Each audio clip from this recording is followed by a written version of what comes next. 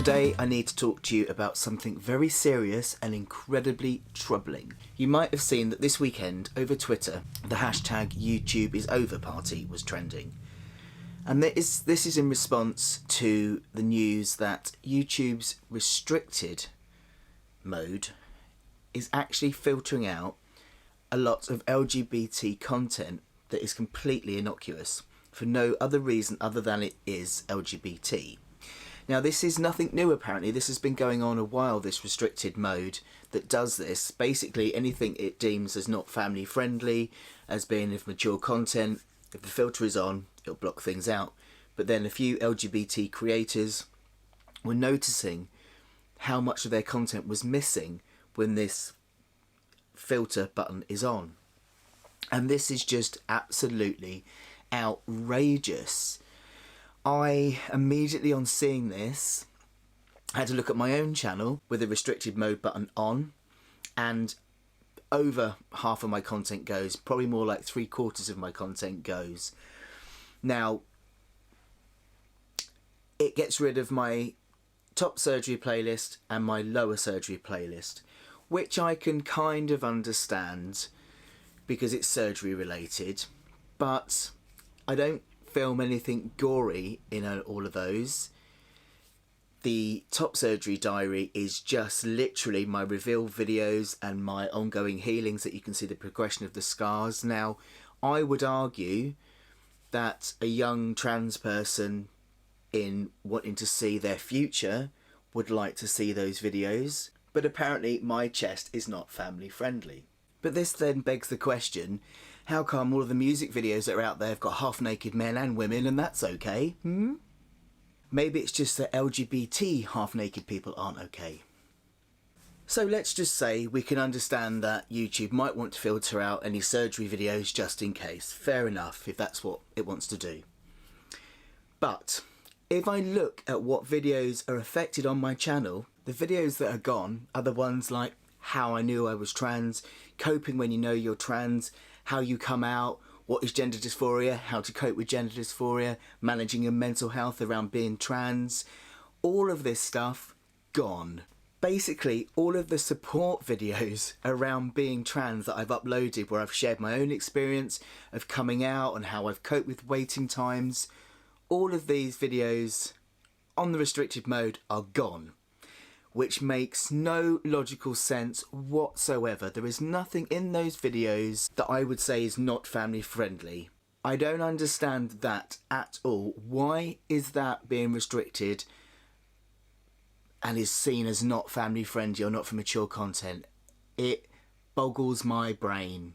In the last few days since all this came out, YouTube have released a statement to say that they are looking into this, that it is unacceptable, that this is happening, and they're going to look at their algorithms and all that other scientific stuff that I don't understand, which I'm very pleased to hear. I'm glad that they are addressing it. However, I am a little bit concerned about the trans part of the LGBT community, because so often when people discuss LGBT issues, they often just look at the sexuality side and not at the gender side, and trans people and trans people's needs get forgotten. So I'm very much wondering what they're going to do to prevent trans people's content and content about being trans not being affected under the way they change this. It is so important that this content is available for young trans people, for all trans people. I mean, I came out at 37, and if it hadn't been for YouTube, I don't know what I would have done. There was nothing in the mainstream media, and all that was in the mainstream media did not make me want to be trans, you know, very negative and debating about being trans and should trans people get this and should trans people get that. It terrified me. And then I found YouTube and the amazing trans community here on YouTube, and that showed me that I knew who I was, that I wasn't the only one, that there were lots of different ways to experience being trans. There were loads of options to choose when you were trans, whether that was to have surgery, not have surgery, to have hormones, to not have hormones, all the choice that I didn't know existed, all the support, all the ability to see people that had surgery and were happy. You know, that gave me so much faith and belief and hope in my own future, which is why I now give back by doing the videos I do. And I'd like to think that a trans person out there struggling can come on YouTube and come across so many amazing trans creators that are here on YouTube. The YouTube said that the filter isn't really used. It's off by default, by the way. It's off by default. But you see, if families are turning it on at home and if schools or colleges are turning it on, then this is filtering out a huge amount of supportive and informative content for young people. We are further behind in a lot of understanding of the public when it comes to trans people, you know, and if we're saying that by default trans people and trans issues are of a mature content and aren't family friendly, what message are we sending out to people as well? You know, young people saying that, oh, that's something I'm not supposed to look at. What message does that send? That's not healthy. So please, if you feel the same way I do, if you're a trans person that's watches these videos, watches other people's videos, and it's really made a difference to your life, share this video, share other creators' videos that have made around this topic.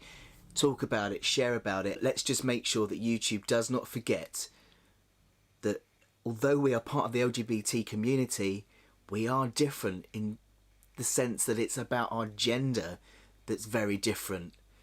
And let's just hope that in whatever they fix, YouTube makes sure that they serve the trans community well.